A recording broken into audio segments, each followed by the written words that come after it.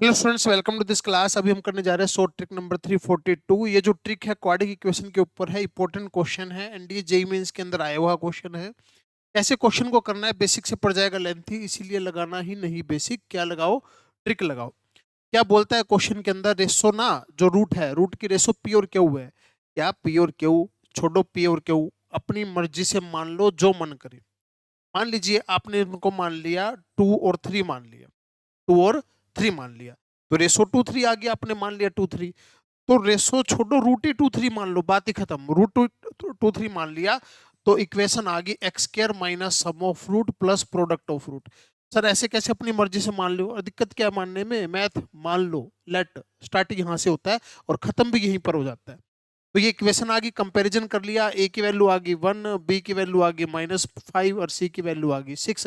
Sir question में पूछा है बी का स्क्वायर कर दिया 25, डिवाइड में पूछा है सी ए कर दिया 6।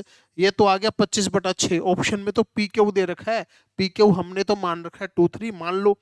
यहाँ पे पुट करो ऑप्शन के अंदर 2 और 3, 5 का स्क्वायर 25 और डिवाइड बाय 6, ए ऑप्शन से आ रहा है।